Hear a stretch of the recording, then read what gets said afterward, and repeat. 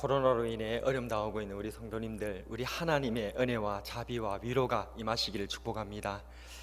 오늘 우리 하나님 은혜 안에서 사도행전 4장 13절에서 21절까지의 말씀을 통해서 무엇이 옳은가 판단하라 라는 제목으로 은혜를 나누겠습니다. 오늘 본문의 앞인 2절에 보면 종교 지도자들이 자신들이 죽인 예수님과 또 그분의 부활을 사도들이 가르치고 전하자 매우 싫어하는 모습이 기록되어 있습니다. 3절에 보면 옥에 가두고, 또 7절에 보면 신문하여, 또 17절과 21절에 보면 복음을 더 이상 전파하지 못하도록 위협하였다라고 하는 그러한 모습들을 보게 되죠.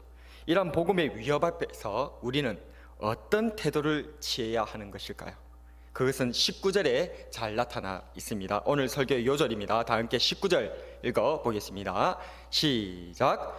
베드로와 요한이 대답하여 이르되 하나님 앞에서 너희의 말을 듣는 것이 하나님의 말씀을 듣는 것보다 옳은가 판단하라. 아멘. 무엇이 옳은가 판단할 수 있는 판단력이 있는 저와 여러분들이 되기를 진심으로 소원합니다. 우리 사도께서 우리들에게 하시는 말씀이 판단하라는 겁니다. 우리에게 분별력이 있도록 로마서 12장 2절에서는 이 세대를 본받지 말고 하나님께서 기뻐하시는 뜻이 무엇인지 분별하도록 하라, 판단력을 가져야 된다라고 계속해서 성경은 얘기하고 있습니다. 왜 판단력, 분별력을 가져야 된다고 얘기를 하고 있습니까? 그것은 그만큼 혼잡스럽다는 것입니다. 선과 악이 뒤섞여 있고, 또 우리가 그것을 판단하지 못하면 성령님의 능력과 하나님의 말씀으로 인해서 지혜를 가져서 그것을 올바로 분별을 하지 못하면 뒤섞여서 선이 악인 것 같고 악이 선인 것 같고 완전히 이렇게 혼란 가운데 빠져 있는 것이 이 세상이다라는 것입니다. 그래서 우리는 하나님의 은혜 안에서 판단력을 가져야 될 줄로 믿습니다. 그래서 오늘은 무엇이 옳은가 판단해내는 성령님의 능력으로, 예수 그리스도의 은혜로 그러한 능력을 받아내는 저와 여러분 되셨으면 좋겠습니다. 교회와 신앙이 위협당하고 핍박받을 때 성도는 어떤 판단력이 있어야 하는 것일까요? 첫 번째로 한번 따라하겠습니다. 나는 복음을 보여주고 있는지 판단해야 합니다. 만약 세상이 우리 교회와 성도들을 위협할 때 사람 개개인을 위협한다거나 혹은 우리 공동체의 이익을 위협한다는 것이라면 우리는 최대한 화평하려고 노력해야 됩니다. 그거는 성경의 가르침입니다. 우리는 모든 사람으로 최대한 화평하려고 해야 됩니다. 에베소서 2장에서는 14절에서 우리 예수님께서 십자가에서 돌아가신 이유가 화목제물입니다. 그래서 그는 우리의 화평이신지라 화목제물이다 그 말입니다. 둘로 하나를 만드사 중간에 막힌 담을 허물어 주셨다. 즉 예수님께서 십자가에 달려 돌아가신 그 사건이 하나님 앞에서의 화목제물, 화평하게 하려고, 하나님과 우리 사이에 원수된 것을 화목하게 하고 사람과 사람 사이에 오해와 제약으로 인해서 그렇게 다투고 원수가 된 것을 화목하게 하기 위한 제물이 바로 십자가의 제사였고, 그것이 바로 영단번에 우리에게 구원을 줄 수 있는 예수님의 제사, 예수님의 은혜라는 사실을 우리는 기억해야 될 줄로 믿습니다. 그래서 우리는 최대한 화목해야 됩니다. 우리 개인을 위협한다든지 우리 교회나 우리의 공동체의 이익을 위협하는 것이 세상이 그렇게 한다면 우리는 그냥 참고 화목할 수 있도록 최대한 노력해야 되죠. 그리고 또한 어떻게 해야 됩니까? 갈라디아서 6장에서 얘기하는 바와 같이 우리는 선을 행하되 낙심하지 말고 계속해서 선을 행할 수 있도록, 더 선을 행할 수 있도록 그렇게 몸부림쳐 살아가야 되는 것입니다. 그래서 악에게 지지 말고 선으로 악을 이겨내는 그러한 삶의 모습이 저와 여러분들의 모습이 되어야 될 줄로 믿습니다.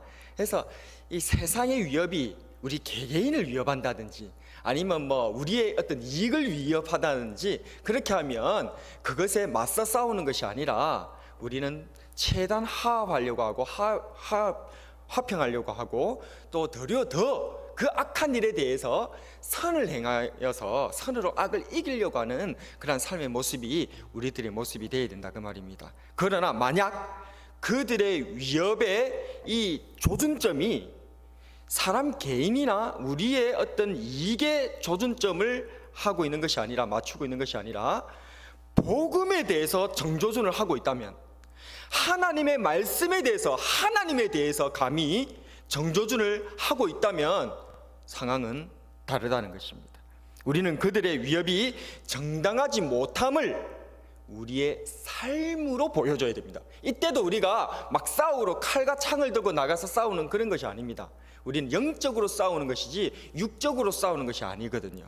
그래서 이 영적 싸움에 돌입하고 영적 싸움으로 정면 돌파를 할 수 있는 그러한 영적인 담담이 저와 여러분들에게 있어야 될 줄로 믿습니다. 그래서 우리의 삶으로 이것을 보여줘야 된다는 거예요. 그들이 정당하지 못함을. 오늘 본문에는 사도 베드로와 요한 선생님이 종교 지도자들과 세상을 향해서 보여준 세 가지의 삶이 잘 기록되어 있습니다. 그것은 성경에 공통적으로 보고, 그러니까 사람이 본다, 보고라고 하는 단어로 그렇게 기록되어 있는데요. 먼저 첫 번째 보고라는 단어는 13절에 나옵니다. 같이 한번 읽어보겠습니다. 13절입니다. 시작. 그들이 베드로와 요한이 담대하게 말함을 보고 그들을 본래 학문 없는 범인으로 알았다가 이상히 여기며 또 전에 예수와 함께 있던 줄도 알고. 여기서 이 종교 지도자들이 사도 베드로 선생님과 요한 선생님을 보는데 무슨 것을 보았다는 것입니까? 그들이 담대하게 말함을 보았다라고 얘기를 하고 있습니다.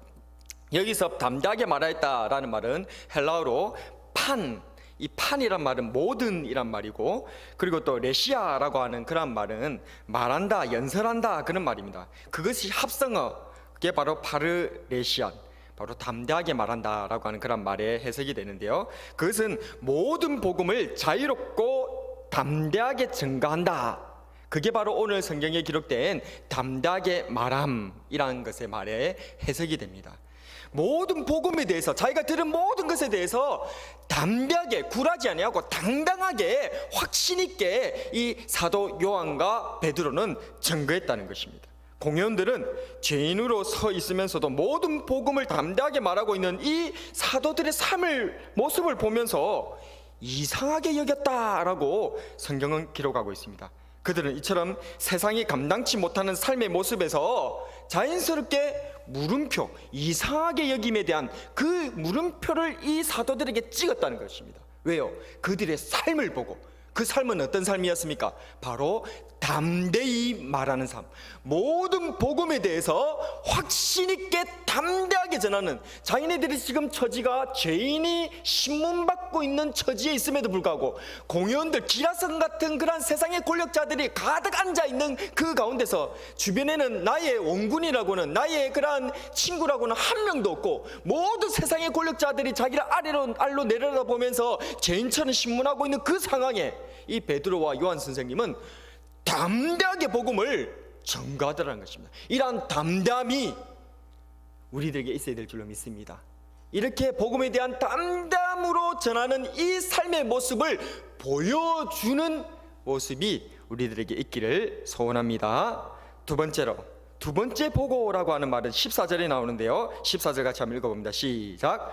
또 병 나은 사람이 그들과 함께 서 있는 것을 보고 비난할 말이 없는지라. 여기서 또 사람들은 무엇을 보았다는 것입니까? 사도 베드로 선생님과 요한 선생님이 고쳐준 그 병 나은 사람, 바로 어떤 사람입니까? 성전 미문에서 날 때부터 다리 하체 장애가 있어가지고 그렇게 앉아 있었던, 그래서 사람들에게 무엇을 얻을까 해서 구걸하고 있었던 그 성전 미문에 앉아있던 거린, 그 사람이 주 예수 그리스도의 이름과 복음 안에서 나와서 일어서게 되어지는 그 놀라운 기적의 증인이 지금 사도 베드로 선생님과 요한 선생님이 옆에 서 있는 것을 사람들이 봤다는 것입니다. 그러니 그들이 지금 이 복음을 핍박하고 복음을 정조준하고 복음을 말하지 못하도록 하고 우리 예수님과 그 부활에 대해서 말하지 못하도록 하고 입단속을 하려고 하는 이 공격적인 상황에서 그들은 도리어 그 증인, 복음의 결과로 나타난 이 착한 일의 주인공인 이 사람, 낫게 된 이 사람이 그 옆에 서 있는 것을 보고는 비난할 말을 잃어버리게 된 것입니다. 그렇습니다. 우리는 그러한 복음의 삶을, 이 복음의 착한 열매인 선한 열매를 그들에게 보여줘야 되는 줄로 믿습니다. 그래야 그들의 입을 막을 수 있는 것입니다.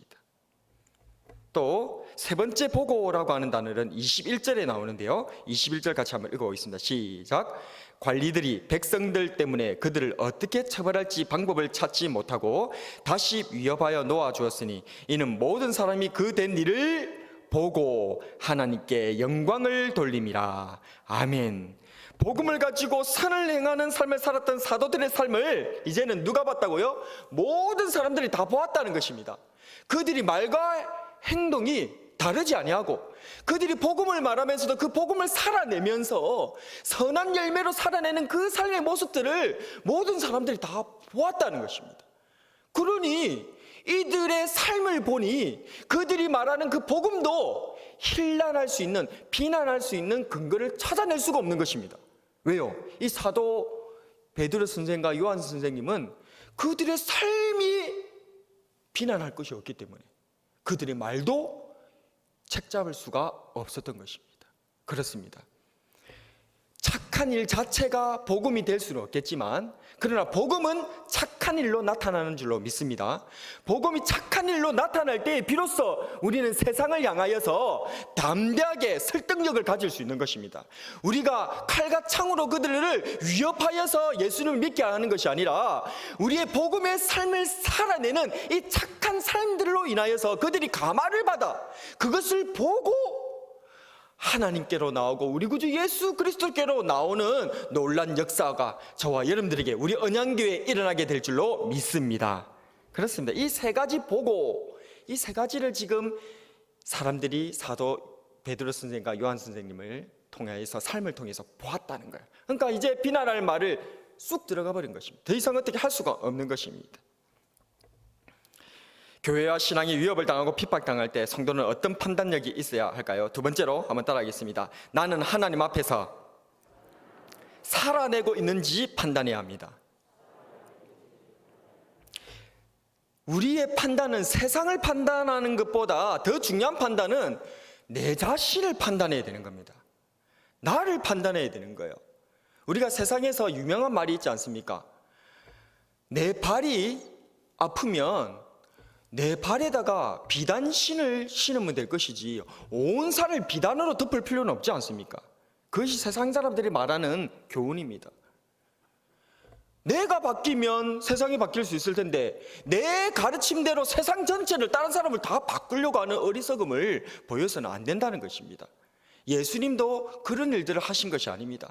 우리 한 사람 한 사람 주님을 따라가는 그 한 사람 한 사람 예수님께서 먼저 그 삶을 보여주셨고 하나님을 믿는 것이 어떤 것인지 하나님 말씀대로 살아가는 것이 어떤 것인지를 예수님께서 친히 우리들에게 보여주셨고 이제 내가 주와 선생으로서 너희들의 발을 씻어 주었으니 너희도 서로 발을 씻어주는 것이 마땅하다라고 가르치면서 그렇게 너희들이 살아가게 하기 위해서 내가 본을 보였노라 라고 예수님께서 우리들에게 말씀해 주셨다는 것입니다.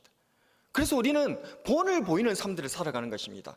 말로 가르치려고 하는 것이 아니라 삶으로 살아내는 것이 우리들에게 있어야 될 줄로 믿습니다. 특별히 그 삶으로 살아내는 삶은 착한 삶들 뿐만 아니라 더 나아가서는 하나님 앞에서의 삶, 그 하나님 앞에서 이것이 무엇입니까? 네 글자로 하면 조금 신학적 표현을 쓴다면 한번 따라하겠습니다. 신전의식. 신전의식, 하나님 앞에서의 의식, 생각, 하나님 앞에서의 깨어있는 이 생각, 마음, 그것이 중요하다는 것입니다. 내가 그런 하나님 앞에서의 삶을 살아가고 있는가? 내가 내 육신은 세상에서 저 죄 가운데서 살아가고는 있지만 나는 하나님 앞에서 실제적으로 내 영이 살아가고 있는가? 그것을 판단하고 보아야 한다는 것입니다. 하나님 앞에서의 삶의 예가 있습니다. 그것은 성경에서는 첫 번째로 아벨을 들 수가 있을 것입니다. 아벨은 형 가인의 핍박 속에서도 믿음의 예배를 지켜내었던 것이죠. 히브리서 11장 4절에 보게 되어지면 믿음으로 아벨은 가인보다 더 나은 제사를 하나님께 드림으로 의로운 자라 하시는 증거를 얻었으니 하나님이 그 예물에 대하여 증언하심이라. 그가 죽었으나 그 믿음으로써 지금도 말하느니라. 아멘. 그렇습니다. 이 아벨은 형 가인이 자기를 그렇게 핍박하고 어렵게 하고 심지어 죽이는 그런 상황 앞에서도 하나님 앞에서의 예배와 제사를 멈추지 아니하고 하나님 앞에서 나아가는 삶들을 멈추지 않았다는 것입니다. 이러한 하나님 앞에서의 아벨의 삶이 저와 여러분들의 삶이 되어야 될 줄로 믿습니다. 두 번째 소개할 하나님 앞에서의 삶의 사람, 그 사람은 요셉입니다.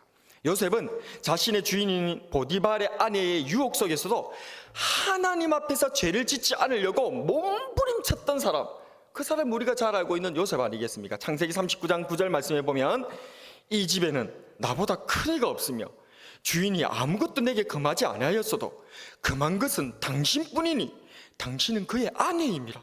그런즉 내가 어찌 이 큰 악을 행하여 하나님께 죄를 지으리이까. 지금 요셉은 보디발의 아내를 범하는 그러한 것을 자기 주인인 보디발에게 죄를 짓는 것이라 얘기하지 아니하고 누구에게 죄를 짓는다? 내가 어찌 하나님께 죄를 짓겠습니까? 라고 지금 묻고 있더라는 것입니다. 즉 이 요셉은 하나님 앞에서의 삶을 철저하게 살아내더라는 것입니다. 그 삶을 보여줄 때에 비로소 우리는 세상에 변론하고 변증하는 복음을 드러내는 그러한 우리 그리스도인이 되는 줄로 믿습니다. 세 번째로 또 하나님 앞에서의 삶을 살았던 사람을 또 소개를 한다면 다니엘을 들 수가 있겠습니다. 다니엘은 왕 외에 다른 신에게 기도하면 사자굴에 던지겠다는 다리오 왕의 조서에 도장이 찍힌 것을 알고도 하루에 3번 예루살렘을 향하여서 창을 열고 기도하였던 그 기도를 멈추지 않고 기도의 삶을 살아내더라는 것입니다. 다니엘 얼마나 무서웠겠습니까? 다니엘은 총리였거든요. 누구보다도 왕의 이 법이 어떻게 되는지 그 누구보다도 빨리 알 수 있는 사람입니다. 그럼에도 불구하고 그가 내적으로 얼마나 갈등했겠습니까? 내가 하나님 앞에 3번, 하루 3번 이 기도하는 거 이거 이 기도를 안 하면 나는 살 수 있는데 이 기도를 하면 나는 사자밥이 되는데 얼마나 고민과 아픔이 있겠습니까? 이 다니엘이 또 요셉이 그때 당시에 강대국의 총리, 왕다운 가는 그러한 아주 높은 지위에 있는 가장 영향력 있는 정치인이었음에도 불구하고 이 요셉과 다니엘을 보십시오. 그들은 그런 총리까지 자리에 올라가도 그들이 하나님을 믿는 법을 만드는 것이 아니고 그냥 그 법에 희생돼 버리는 것입니다. 정치적으로 싸우려고 하지 않습니다. 그냥 그 법에 희생된다 하더라도 그냥 하나님 앞에서 자기의 삶을 살아내더라는 거예요. 마치 말 못하면서 도살장에 끌려가는 양과 같이 죽으러 가더라는 거예요. 참 하나님께서 우리 보고 그렇게 살아라고 하면 참 억울하잖아요. 너무 억울하잖아요. 왜 우리가 뭐 그래 잘못했는데 왜 우리가 도살장에 끌려가는 양처럼 죽어야 되는지, 왜 세상 사람들이 우리를 이렇게 핍박하고 이렇게 힐난하는데 우리는 한가하면 안 되는지, 우리 보고 그냥 죽으라고 하나님께서 말씀하실 때 억울하잖아요.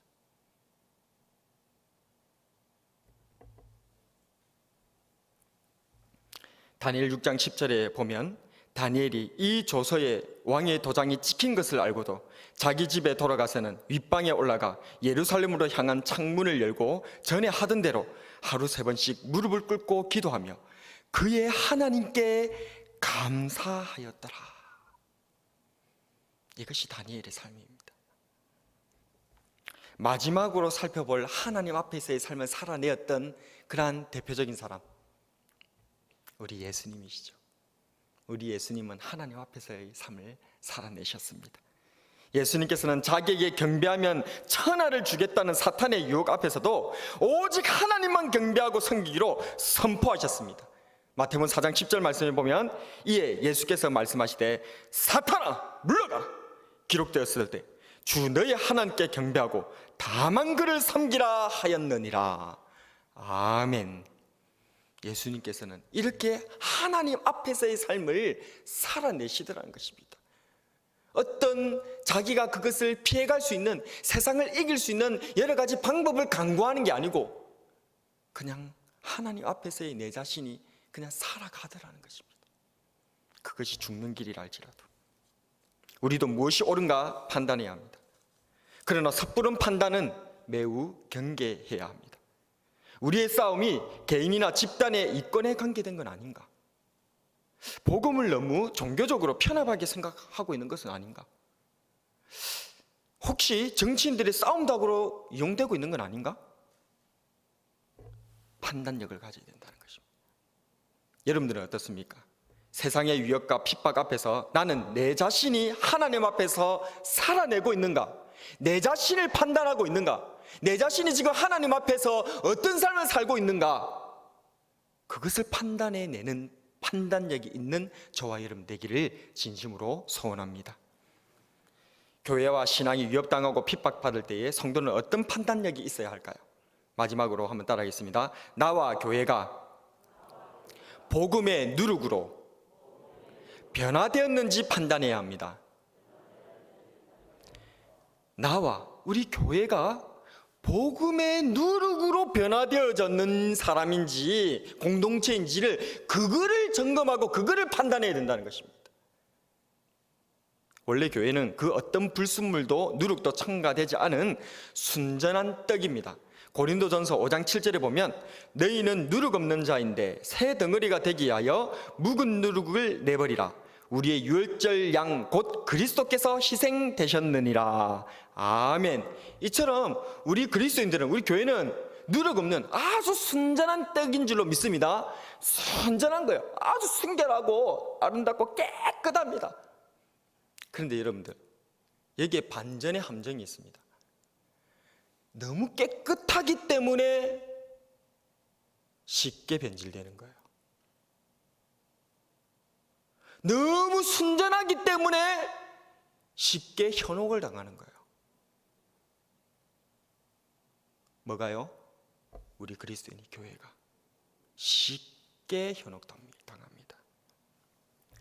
그래서 하나님의 백성들은 성경 역사에서 너무나도 쉽게 선동되고 변질되기 일쑤였습니다. 선동과 변질의 역사, 그것이 바로 성도들의 역사라고 해도 과언이 아닐 정도입니다. 왜 그렇습니까? 교회는, 성도는 하나님의 보호와 주 예수 그리스도의 거룩한 보혈로 너무나 순전한 떡이 되었기 때문에, 그렇기 때문에 너무나도 하얀 백지이기 때문에 이렇게 더럽혀지는 경우들이 너무나 비일비재하게 일어나더라는 것입니다. 이 순전한 떡에 세상의 죄악이 아니라, 세상의 누룩이 아니라 복음의 누룩이 퍼져야 될 줄로 믿습니다. 마태복음 13장 33절에 예수님께서 말씀하시기를 또 비유로 말씀하시되 천국은 마치 여자가 가루 서말 속에 갖다 넣어 전부 부풀게 한 누룩과 같으니라. 아멘. 예수님께서는 그래서 그 전에 이 누룩을 주의하라고 했어요. 우리가 주의해야 될 누룩이 있습니다. 왜? 우리 예수님께서 우리를 순전하게 해줬기 때문에 제일 먼저 우리에게 다가오는 누룩은 사두개인들의 누룩이라는 거예요. 이 세상의 누룩, 죄악의 누룩이 우리 순결한 교회와 성도들의 이 심령의 삶 가운데서 그 누룩이 와서 완전히 퍼뜨려 버린다는 겁니다. 조그만 누룩 하나가 들어와서 완전히 모든 떡덩이를 다 변질시켜버리는, 여기서 말하는 누룩은, 사두개인들의 누룩은 곰팡이겠죠. 완전히 곰팡이를 피게 해가지고 떡을 못 쓰게 만들어 버린다는 겁니다. 그러나 그 뒤에 오시는 진짜 누룩이 있으니, 우리가 맞이해야 될 진짜 누룩이 있으니, 그것은 바로 우리 구주 예수 그리스도의 복음의 누룩인 줄로 믿습니다. 이게 바로 천국이고 이게 바로 교회인 거예요. 그래서 우리는 이 복음의 누룩으로, 우리 예수님의 이 천국의 누룩으로 이 순전한 우리의 떡덩이들이 완전히 변화를 받아서 가루 서화를 완전히 부풀게 만들어버리는 놀라운 기적의 역사를 일으키는, 저 세상 사람들이 우리를 보고 깜짝 놀라여서 하나님을 칭송하고 찬양하는 놀란 역사가 일어나게끔 하는 능력이 우리 가운데, 내 속에 내가 잘나서가 아니라, 내가 그런 힘이 있어서가 아니라 우리 구주 예수 그리스도와 성령님의 능력으로 변화를 받았기 살아냈기 때문에 그것이 가능하다는 사실을 믿으시기를 바랍니다. 사도행전 1장 8절에 보면 오직 성령이 너희에게 임하시면 너희가 권능을 받고 예루살렘과 온 유대와 사마리아와 땅끝까지 이르러 내 증인이 되리라 하시니라. 아멘. 이처럼 성령님의 권능이 우리 가운데 임하셨을 때에 우리가 그 누룩으로 인해서 변화를 받아서 폭발력 있는 능력을 갖게 되더라는 것입니다. 세상이 감당치 못하는 능력의 공동체, 능력의 사람이 우리가 되더라는 것입니다. 고린도전서 6장 10절에 보면 도적이나 탐욕을 부리는 자나 술 취하는 자나 모욕하는 자나 속여 빼앗은 자들은 하나님의 나라를 유업으로 받지 못하리라. 너희 중에 이와 같은 자들이 있더니 주 예수 그리스도의 이름과 우리 하나님의 성령 안에서 씻음과 거룩함과 어렵다 하심을 받았느니라. 아멘. 우리가 과거에 세상에 의하여서 그렇게 더럽혀졌다 할지라도 내가 과거에 오늘 방금 전까지만 하더라도 내가 저 죄 가운데서 그 누룩에 내가 변질되어졌다 하더라도 성령님의 씻음과 거룩하심과 어려움으로 인하여서 우리는 새롭게 변화되는 줄로 믿습니다. 그것이 하나님의 능력인 거예요. 하나님은 하실 수 있는 줄로 믿습니다. 그래서 고린도후서 5장 17절에서는 그런즉 누구든지 그리스도 안에 있으면 새로운 피조물이라 이전 것은 지나갔으니 보라 새 것이 되었도다. 그래서 우리의 능력이나 우리의 과거의 삶의 행적은 아무 의미가 없습니다. 왜요? 그리스도 예수님과 성령님의 능력으로 인해서 우리는 오늘도 지금도 새로운 피조물로 거듭날 수 있게 되는 줄로 믿습니다. 이것은 선언입니다. 우리의 힘이나 능력이나 우리의 과거의 어떤 삶의 처지나 아무 관계 없습니다. 그냥 예수님의 보혈의 능력으로, 성령님의 능력으로 우리는 새로운 피조물이 그냥 되어진 줄로 믿으시기를 바랍니다. 보라 새 것이 되었도다. 과거 우리가 혹시 세상 가운데서 죄악에 져서 복음의 삶을 살아내지 못했다 할지라도 다시 우리 구주 예수님을, 새롭게 하시는 성령님을 의지하시는 저와 여러분들이 되기를 바랍니다. 우리는 성령님 안에서 씻음을 받았습니다. 우리는 성령님 안에서 세상을 이길 권능을 받았습니다. 우리는 그리스도 안에서 새로운 피조물이 된 줄로 믿습니다. 이전 것은 지나갔으니 보라 새 것이 되었도다. 교회와 신앙이 위협당하고 핍박받고 있는 요즘 우리에게는 판단력이 필요합니다. 무엇이 옳은가? 무엇을 판단해야 될지 옳은 것을 판단해내는 그러한 은혜가 있어야 될 것입니다. 나는 복음을 보여주고 있는지 판단해야 합니다. 나는 하나님 앞에서 이 복음을 살아내고 있는지 판단해야 합니다. 나와 교회가 복음의 누룩으로 변화되었는지를 판단해내야 됩니다. 그것을 판단하고 하나님의 올바른 진리 앞에 설 때에 우리는 그리스도 예수님 안에서의 새로운 피조물로서 이제는 하나님께 영광을 돌려드리는 복음의 능력자들로서 하나님의 천국을 전파하는 복음의 사람들로서 교회로서 쓰임받고 세상에 칭송받고 하나님께 큰 영광 돌려드리는 우리 모두가 될 줄로 믿습니다. 성경적 판단력을 가지고 하나님 앞에 살아내는 우리 모두가 되기를 진심으로 소원합니다.